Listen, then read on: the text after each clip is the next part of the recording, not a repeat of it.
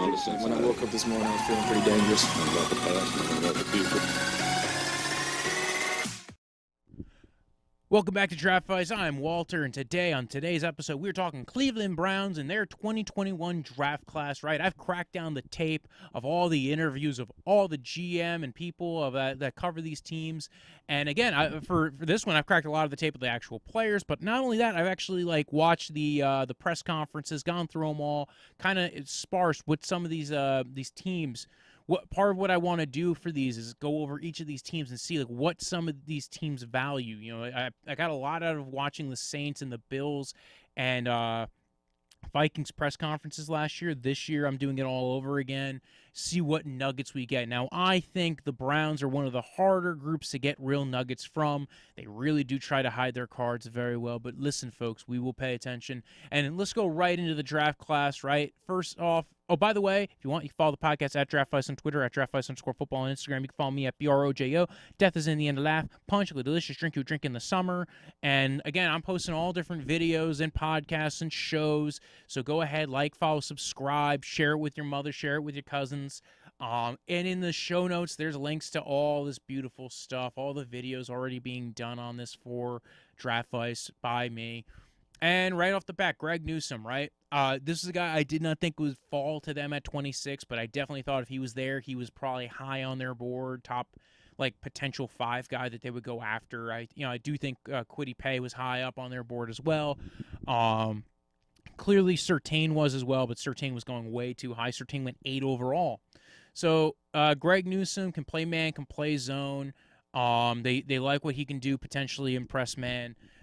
Did not have a ton of reps at that, but again, we saw that with Caleb Farley, and again, as long as you could play off man and play zone, there was a lot of guys like that in this draft class. He tested out at the roof. He's a good tackler. He has 3 years of tape, but he's only 20 years old. They made a very big deal about that. That's something that the Browns make a big deal of, is not just the age, but the sample size at that age, right? If you're 20 years old and you have 3 years of tape, they love it. Doesn't matter that, hey, you didn't always finish every season. They kind of looked at that as, well, yeah, you did 3 years of tape at least, and you have, you're 20 years old. He's one of the top 10 to 15 youngest players in this draft class. They liked that. They weren't really worried all that much about the medicals. Yeah, he was dinged up over the years, but they were small things. They were things that aren't really probably repeatable. Didn't feel like they were long-term issues of concern.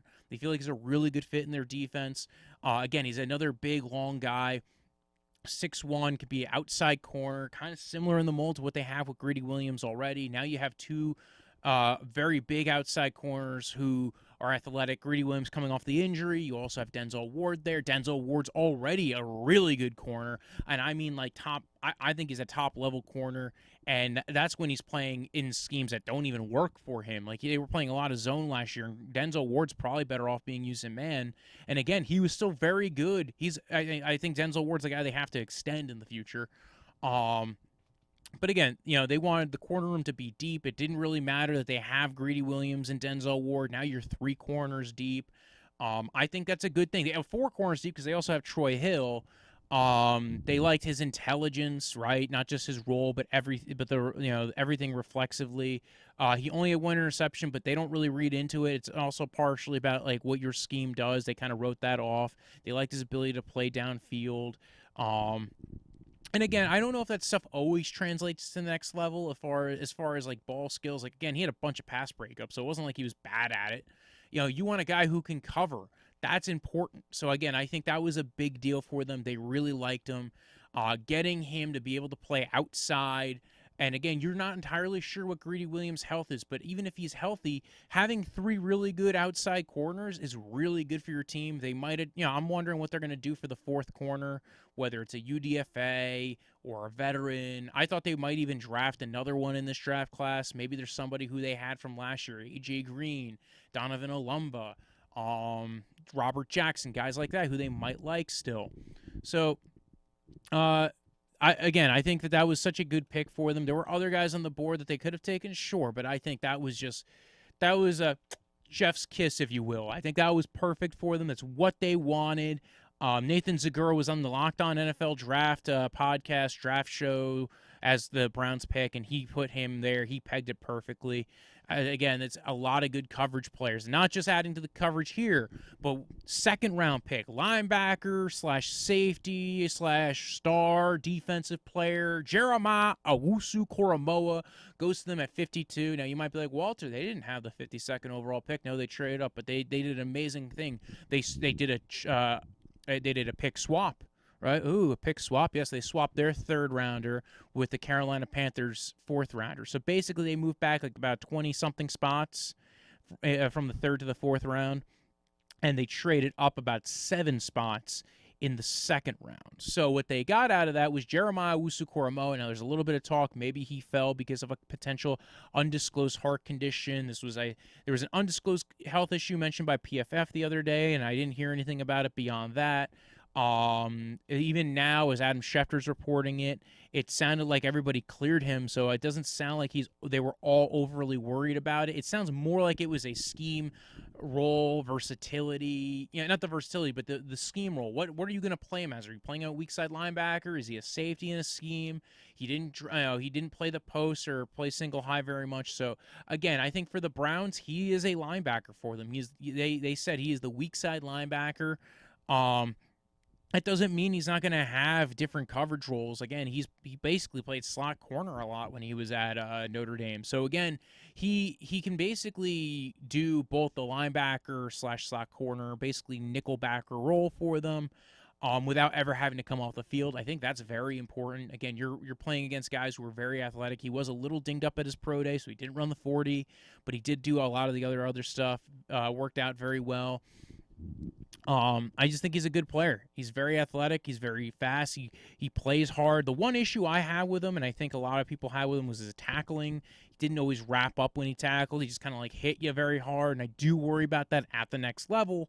But again, he's very willing to tackle. He's very willing to play with a little bit of he's always willing to play aggressive.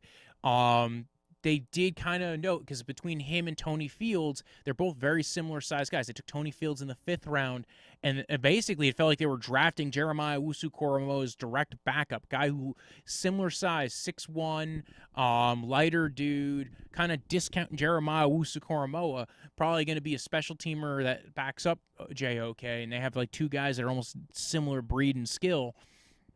So when they looked at that, there was a question by in one of the press conferences. There's like 6 different press conferences for the Browns, because they don't just do the GM and coach, but there's also guys who work in the front office who do them. I think that's a good thing. It gives them reps. Whether it's Kwesi, who's I think going to be a potential GM coming up very soon in the future, because he was formerly an analytics guy, then he moved to the scouting staff. I think he's going to be a GM in some scheme somewhere soon. Some team is going to take him and make them their GM.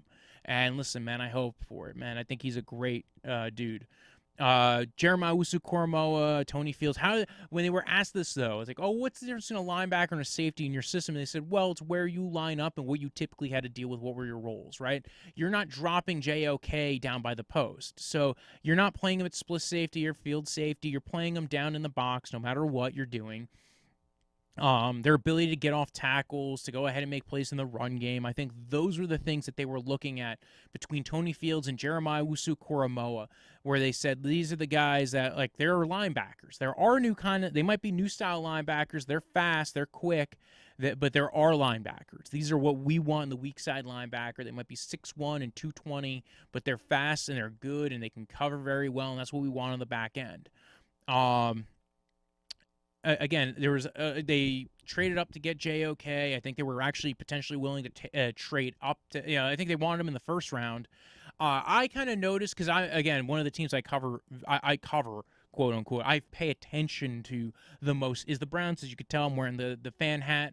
One of the things that I noticed was that this was one of the last players that I think they had a 1st round grade on, who they were, top 32 players, top 30 players. Another guy was Azeez Ojulari, right? He went 2 spots before JOK. I think that's when they started making the calls, or they already had deals in place for them to trade up. At 50, Azeez Ojulari goes off the board. 51, I think that's when Samuel Cosme went off the board. I think they saw that and they went, dude, we got to get up and get our guy, because if we don't, we're going to miss out. And they came up with this very fun, unique trade. They still got to keep all their picks. They only went back a couple of picks into the 4th round. They still got some good players out of it. Overall, I think it was a smart move on their end. They got their guy. Next day 2 pick that they had was Anthony Schwartz out of Auburn. He's a field stretcher, ran 4.22 at his pro day. He was a track guy. It was like Olympic level track athlete. So I think they liked him a lot. They don't look at him as whether he could be a slot or an X or a flanker or what's he going to do, like what's particular role. They look at what he can do, right? What he brings. And he brings speed. He brings run after the catch ability, looking to get the ball in his hands and get him to go. Acceleration, they liked his acceleration out of the brakes, not just the speed, but everything in toto, if you will. They do a deep, in-depth process. They unearth everything they can. Again, Kwesi talked about his role in the organization in this one. You also heard from Paul DePodesta a bit on it. Paul DePodesta even kind of hinted that he felt like Schwartz was kind of being utilized outside of what he probably was good at. Bo Nix was not necessarily the best deep ball passer, so they kind of maybe hey, wait a second, what if we get him more in the deep ball role? Again, if you look back at Browns were addressing the things that they did not do well last year, right? And the 2 things that they needed a deep threat, right? And I think they had guys on the board who were deep threats who maybe they would have taken in round 2. Elijah Moore, I think, was one of the guys. If he was there in round 2, they would have went for him. Azeez Ojulari was the edge rusher they would have went for in round 2. They didn't get him. But I think they absolutely went into this draft with a need for a deep threat. They had Anthony Schwartz pegged as a guy who they wanted in the mid-rounds. If they did not get Elijah Moore, made sense. They went ahead. They got him at pick, I think it was 91. So they got their guy who's going to be a field stretcher, so he could be a deep down the field guy who's going to clear out the field. That's what you want. You want a guy who's going to go ahead, take guys out of the box, make them keep a safety up high, who's going to be a man beater. You want this. You want this for Jarvis. You want this for Higgins. You want this for Odell.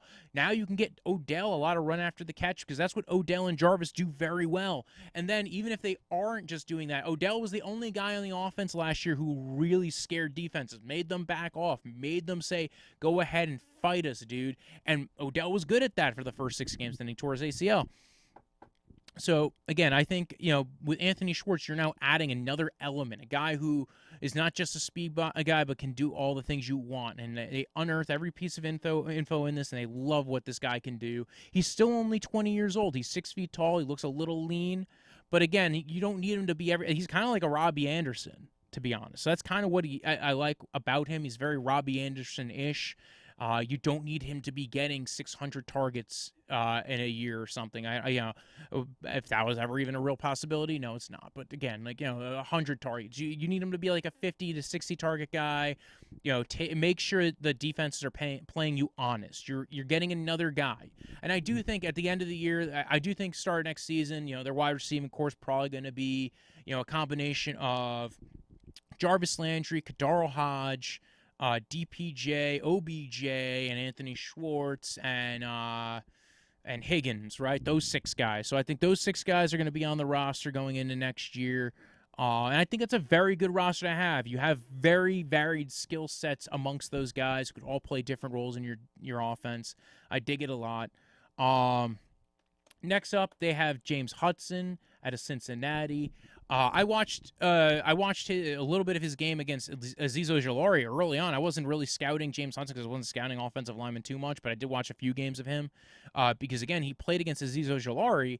And, again, they mentioned that his scheme fit and value and he had good twitch, good versatility. They're going to cross-train him at guard and tackle, but he's primarily going to be the swing tackle for right now, what they're going to try and do. Again, you got to remember, even if Hubbard's back this year, he's probably not back next year. Hubbard's coming off a knee injury, so he might not even start the season. I know they suggested that they do think he will be able to play the season. I mean, that's also why they extended Blake Hance. That's why they have Michael Dunn on the roster. So they have a lot of offensive linemen, but Dunn and Hance, I'm not over eager to play a tackle. Hance played pretty well at tackle for him last year at swing tackle. So again, another guy on the roster who they're going to go ahead and cross-train. Again, this guy started at D-line. He has D-lineman movement skills, has innate foot speed and ability. I know it doesn't show out on the pro day, but remember, the pro day stuff, it's a snapshot, right? And again, you're talking about a guy in round 4 who you're taking as an offensive lineman. Offensive linemen don't necessarily have to have all those measurables to be good. And again, you have Bill Callahan, number 1, probably one of the top 3, if not the number 1 offensive line coach in the NFL. And they know it. They know they have the best offensive line coach, because that was even said in the interview. That was like, we have the best offensive line coach in the NFL. We could take a guy like this and turn him into a stud, and that's why we're taking him. So I dig it. I think this was a very important part of why they went ahead and took James Hudson in the 4th at pick 110. So it is a lot of projection, but I'll tell you this much: he held up very well against Azeez Ojulari when he played him, and until he started headbutting people, they, I think that was probably where they drew the line of him playing, and they threw him out of the game, and that's when Azeez Ojulari looked really good in that game. But he did really well against Azeez Ojulari, and it was probably one of the games that made teams think more about Azeez Ojulari. Pick 132, round 4, they took Tommy Togiai. They traded down to the 5th round with the other 4th round pick that was high up with the Lions, and they got a 4th rounder next year. I think that was smart. Next year's supposed to be a deep class. So, now you can at least you have 2 4th rounders next year. I think that's going to be useful. You never know where else you could pick up picks. Tommy Togiai, they like him as a run defender. I think if anything, this is telling you that they are definitely looking to play a lot. They're looking for him to be a gap penetrator, right? I think he could probably play 3-tech. I wouldn't be shocked if they try him at nose. They did do that a little bit with Jordan Elliott. That's not really his most natural fit. He did play there in college, but keep in mind, they play almost every great tackle. Every great defensive tackle plays a little bit of nose in college because we're sticking our best guy to go ahead and attract most attention. I get that. Very good run defender for them. I think PFF had him very highly rated as a run defender. I think ESPN said he wasn't a good run defender. I think it was because ESPN just looked at him and said, he's 290. He can't be a good run defender. No, he was. He was a better run defender than he was a pass rusher.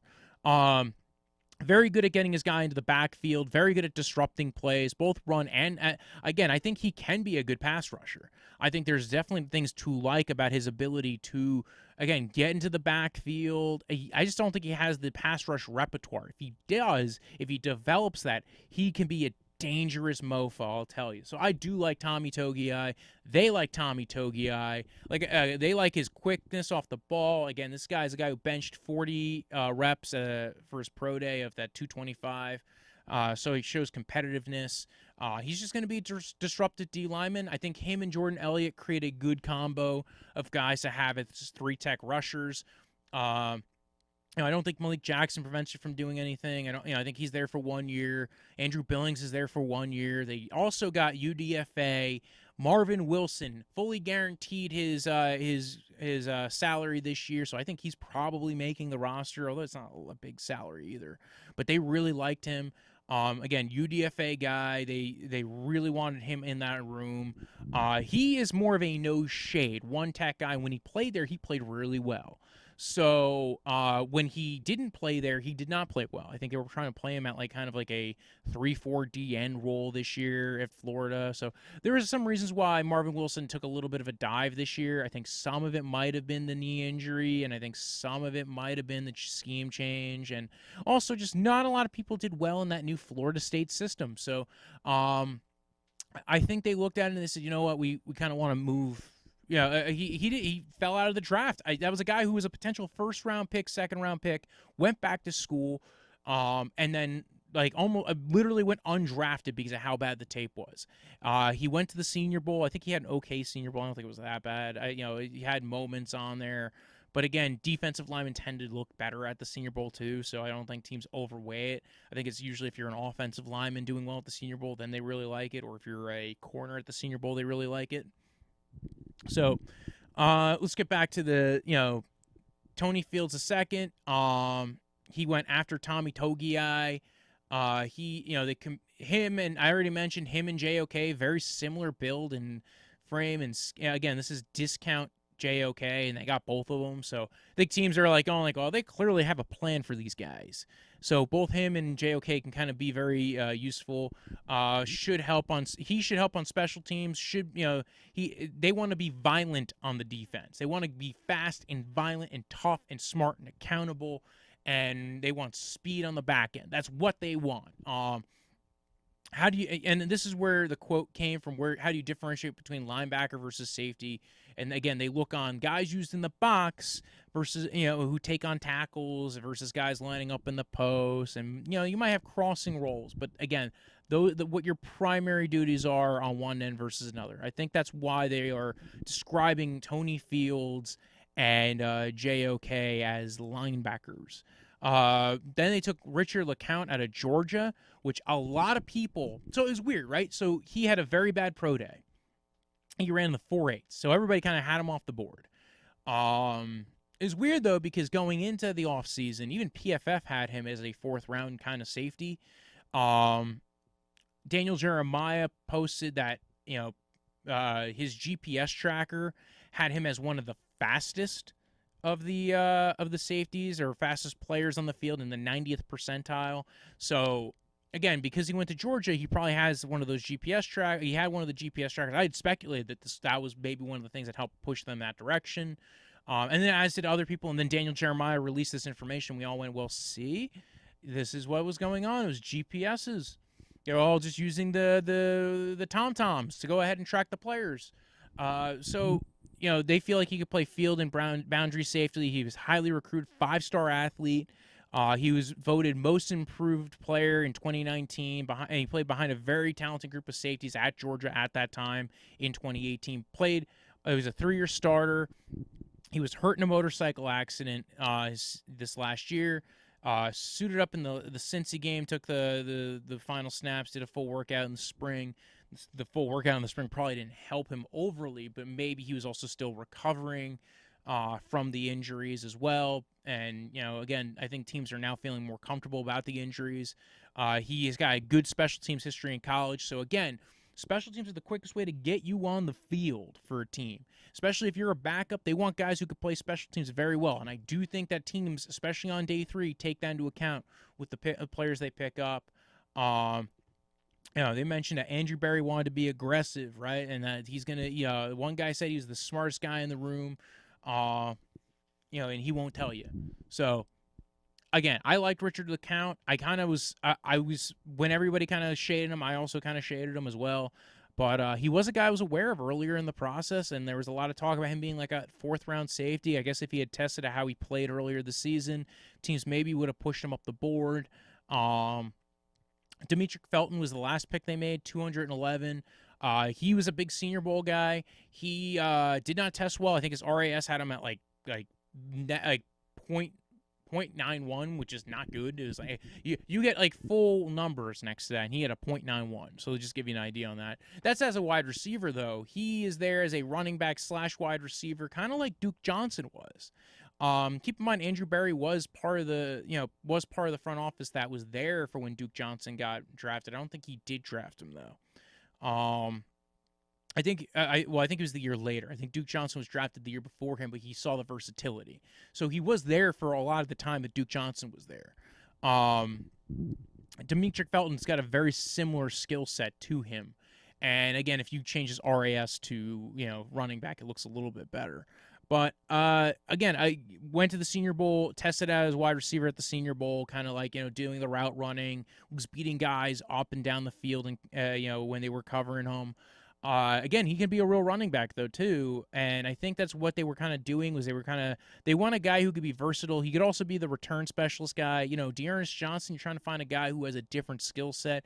I think they still like Dearness Johnson, but again, they might not keep Dearness Johnson, or they might find a partner that might want to trade for Dearness Johnson because he did look good, or, again, they could also be trading one of, Nick Chubb or Kareem Hunt. Nick Chubb's on the last year of his deal. Kareem Hunt has very little guaranteed money on his deal. So one of those guys might not be here past this year. You're now getting another receiving threat out of the backfield who could also run the ball. Again, I'm not saying they should get rid of any of the running backs in that room, but if they were, that's also another reason. He's not even guaranteed to make the roster at pick 211. But again, I think he has a versatility and usefulness that they will like. They could still keep him around, especially if he starts showing on special teams. I think Dearness Johnson was very good for them on special teams as well as a returner. I think they're past the phase of trying to use DPJ as that. I think he's just too awkward of a body type and build to do it. And then Marvin Wilson, UDFA at Florida State, I mentioned before. I'm not going into the other UDFAs. I just think that was the biggest name. It was the one I was most impressed with. They also signed free agent Malik McDowell right after the draft, right? Former second-round pick of the Seattle Seahawks, got into an ATV accident, then got into some trouble, was on probation for like 11 months. Not good, not good. But now he's trying to recuperate, become a decent member of society. And I dig it. I'm glad they're willing to go ahead and take a risk on a guy like him. I don't think it's really that much of a risk. I like the player. From what I saw back then, he's got a more leaner build. That he always did have a more leaner build for a guy who's huge, like a nearly 300-pound player. That was kind of a leaner, more muscular build, and I think you're getting him in there. He could maybe play D end or D tackle, very Sheldon Richardson esque.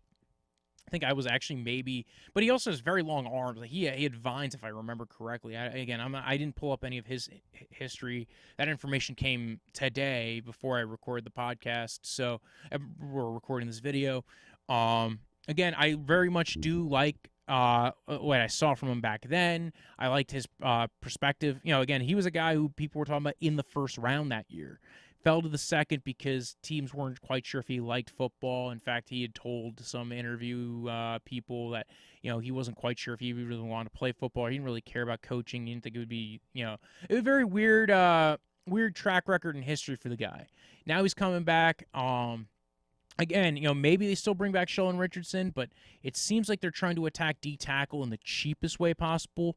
That doesn't mean they can't bring back Richardson. I think they might keep 10 D linemen on this roster and 10 defensive backs. Why do I think that? And I think they might go cheaper at linebacker again. I think they still might only go 5 linebackers. I think 3 linebackers on the team are competing for one spot. Malcolm Smith, Tony Fields, and Mac Wilson are all competing for backup weak side linebacker / special teams role. And again, I think that there might be a lean towards Tony Fields coming back. They could also release Malcolm Smith at the end of the summer and bring him back week 2 if there's an injury or anything like that, and then his salary is not guaranteed. Middle linebackers probably going to be Anthony Walker and Jordan Phillips, and then strong side linebackers probably going to be Taki. I think he is most likely. I think Taki, Phillips, and Walker are most likely to make the team, and then the other 3 linebackers that are not named JOK are probably going to be fighting for a spot. They might keep 6 linebackers. I don't think it's totally out of the question, especially because, again, I think JOK can pretty much play slot corner anyway. They might not keep MJ Stewart. They also might not keep, Sheldrick Redwine. Those guys might be off the roster. They might be competing for spots. I think Troy Hill's guaranteed a spot. I think when you look at outside corner, Ward, Greedy, and Greg Newsome are all guaranteed spots. Clearly, Josh Johnson's guaranteed a spot. Ronnie Harrison, I think, is probably going to be on the roster. He was one of the best defensive players they had last year. And then also, Delpit's coming back. So year 2 Delpit off the Achilles injury. They also have Tack McKinley and Jadeveon Clowney. I think those guys are going to be rotating off and on the edge. They'll kick they'll kick Clowney in on some downs. I think they're looking for a versatile group of defensive linemen. I think that's what Sheldon Richardson is. I think that's what Malik McDowell is. I think that's what Marvin Wilson is. The only guy who's really not super versatile is Andrew Billings, and I think he's more of a nose tackle that they are looking to finally get on the field to get, to utilize him and see what they have in the other guys, because he could be a good run defender and even get a little bit of pass rush out of him in this team. I'm very intrigued as to what else they do as far as defensive backs, because it does feel like they're maybe one corner short, because I do think they need 4 boundary corners. Maybe they look at Troy Hill as the backup boundary. I don't mind that, but again, I think maybe they look at some other guys to potentially be boundary corners to pick up, free agency, guys who are getting released, trades, things like that. You're going to see guys getting released soon anyway. So again, there's going to be some roster fluctuation. Again, I liked this draft so much. Did they get an edge rusher? Did I want them to take an edge rusher? Sure. They have Curtis Weaver. They have Porter Gustin. They have Joe Jackson. I think they have an interest in one of those guys, at least one or two of those guys sticking on the roster. But listen, that doesn't mean they can't lean more D tackle heavy, especially because the D tackles they have on the roster are more versatile, can play D end. I think they'll have a solid rotation. I do. I think this is going to be a very fun roster to play around with. I think they could rush the passer with 4. They could blitz. I think they might blitz Taki a little bit more. Now that they might blitz a little bit more in general because, again, they blitzed. I think they were like one of the bottom 3 or 4 teams in blitz percentage. Part of that was because you couldn't really blitz because you were only able to really either fire zone blitz. You really couldn't play a lot of man coverage because you had Terrence Mitchell on the other side, so you really had to cheat a little bit. So that's why they were very low in blitz percentage. Now I think this gives you the opportunity to blitz if you want to. They're not still required to blitz. I think they're going to be utilizing their safeties a lot in coverage to try and take balls away. Josh Johnson was a big signing for them. And overall, again, I was a huge fan of this draft. I think that every pick made sense. The Lecount and Fields picks were the ones I thought were the most most puzzling, clearly. But I got them. I understood them as the information came in, especially with Tony Fields, because I think a lot of people were not familiar with Tony Fields. He wasn't a guy connected to the team prior. I actually did. Again, I like Lecount from before. But I didn't know that they were even connected with him. He was just a guy who, like, you would do, like, the mock draft simulators, and you'd be like, okay, like, oh, maybe I should look into this guy. And again, like, you're like, oh, this is kind of like a solid dude that maybe will fall. He was mostly free safety in college, so again, I think this is a question on Redwine, right? Like, can Redwine, win out that role? Because he really didn't play well. They didn't want to really put him at free safety. He actually was a little bit better when they put him near the line of scrimmage, but they really didn't want to play him. I think part of it was just familiarity with the scheme. Keep in mind they did have the short off season. So, again, I think as you go into this year, it's going to be a lot of competition for the Browns. They know it. They said it. Some of these guys who were day 3 picks won't make the roster. I don't know if Tony Fields makes the roster. I don't know if LeCount makes the roster. I don't know if Felton makes the roster. I think everybody after round 4 is basically not guaranteed a spot. I do think they are leaning towards bringing. They do want Marvin Wilson to make the roster because, again, I think he's actually a lot of the ways similar to Larry Ogunjobi, a no shade guy. In fact, I think it was maybe one of the comps that I saw from, or even again like how I came up with a comp for him. Good in the run game, can get a little bit of push. Maybe his better role in the NFL is 3-tech, but what he did really well, especially his first 2 years in college, was play, 1-tech right over, just slightly over the center, trying to eat up gaps, try to free up other guys. Again, I like this team. I like what they've done. I do think there's going to be a lot of guys fighting for spots this year because it's a very talented roster.